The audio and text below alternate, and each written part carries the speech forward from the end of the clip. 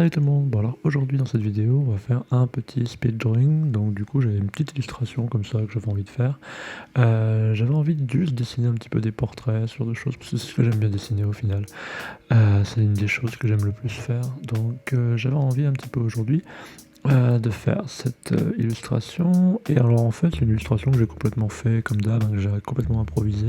Il n'y avait pas de référence, il n'y avait pas de choses particulières, j'ai juste ouvert l'iPad, j'ai juste ouvert Procreate et du coup après j'ai commencé à dessiner. Donc comme d'habitude je dessine avec un crayon de couleur bleue parce que ça me permet de pouvoir avoir une meilleure, comment dire, c'est une habitude que j'ai pris il y a très longtemps en arrière et qui me permet quand je reprends la ligne de pouvoir avoir une sorte de distinction de mes deux lignes qui sont assez prononcées, donc du coup ça permet de mieux pouvoir dessiner, en tout cas pour moi.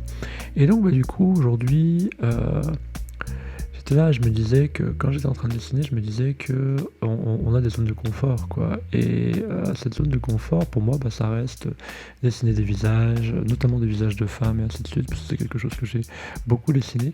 C'est souvent intéressant parce qu'en discutant avec énormément de dessinateurs, je me suis souvent rendu compte que les femmes dessinaient énormément des visages de femmes et très peu des visages d'hommes, et que c'était aussi vrai pour les hommes. Les hommes ont en général aussi tendance à dessiner pas mal de dessins d'hommes plutôt que de femmes. Et moi du coup j'ai vraiment l'habitude de dessiner des personnages de femmes parce que j'ai quasiment toutes les héros que j'ai eu normalement que j'ai créé pour des projets de bande dessinée qui n'ont jamais abouti ou ce genre de choses, c'était en général des femmes, quoi. Donc depuis très longtemps c'était ça. Donc du coup j'ai toujours adoré dessiner des femmes de manière générale. Et donc là en ce moment je fais des petites recherches, je continue, je suis en train de refondre un peu ma bande dessinée, ce genre de choses.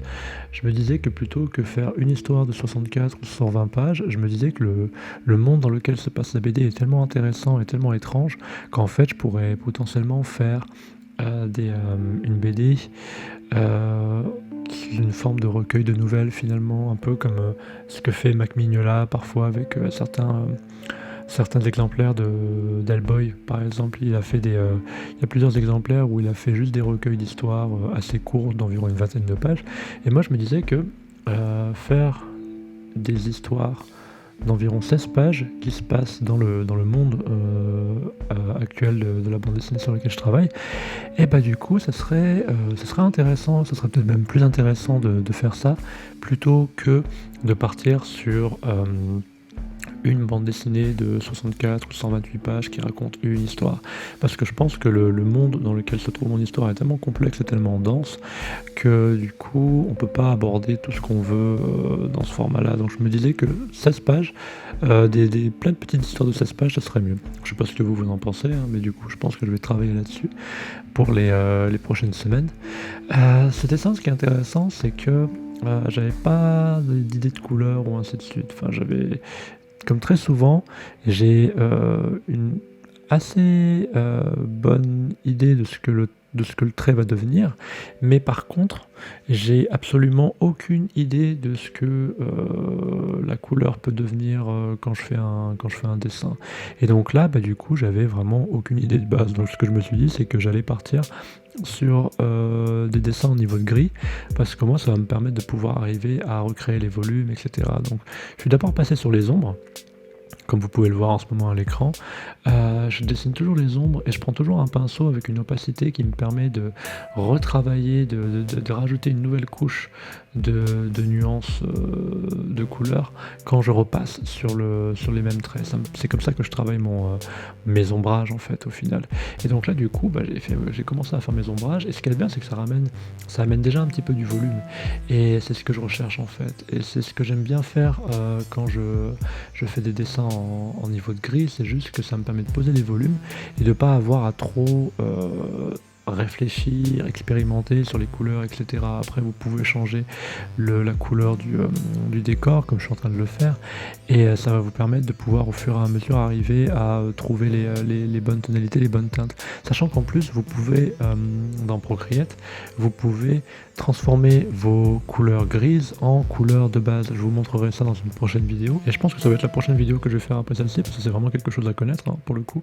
C'est quelque chose de très intéressant, et ça peut aider pas pas mal d'entre vous qui galèrent à coloriser leurs dessins parce que du coup, c'est vrai que la couleur, c'est toujours quelque chose de compliqué, hein. Si vous êtes un abonné de ma chaîne depuis longtemps, vous savez que je suis quelqu'un qui galère toujours un petit peu avec les couleurs, etc. Même si j'arrive à faire des bonnes illustrations quand même, mais du coup, je galère toujours un petit peu, quoi. Et la recolorisation, bah, c'est quelque chose de cool. Et ça peut permettre de pouvoir vous faire avancer assez rapidement quelque part dans vos dessins. Surtout, ça vous permet de pouvoir avancer dans vos dessins quand vous avez l'impression que vous pourriez pas avancer autrement, quoi. Genre vous n'avez pas des idées de couleurs précises, ainsi de suite. Bah, quand vous faites de la recolorisation par les niveaux de gris, c'est vraiment super intéressant. Ça peut amener quelque chose d'intéressant et qui peut vous débloquer quelque part. Parce que c'est ça le truc. Moi, souvent, je suis un petit peu bloqué au niveau des couleurs et le fait de pouvoir coloriser en niveau de gris, bah, ça débloque quelque chose parce que ça me permet de pouvoir poser des aplats de couleurs enfin de couleurs, des aplats de gris qui permettent ensuite de pouvoir avoir une, une certaine visualisation de ce que le dessin pourrait devenir une fois qu'il sera posé en couleur. Ça peut donner des pistes en fait. Comme là par exemple, ce que je fais c'est que je pose une couche de noir parce que le noir ça ramène du contraste et le contraste, quand vous ramenez du contraste dans votre dessin, bah, mine de rien, ça amène déjà énormément de choses, le contraste. C'est vraiment intéressant, quoi. Et je sais que du coup, depuis que je travaille cet aspect-là dans mes dessins, quand le fait de poser du contraste, le fait de poser des aplats de gris pour pouvoir arriver à permettre de créer une sorte de volume et ainsi de suite, bah mine de rien, ça amène pas mal de choses à mon dessin au final. Et ça facilite le passage à la colorisation quelque part.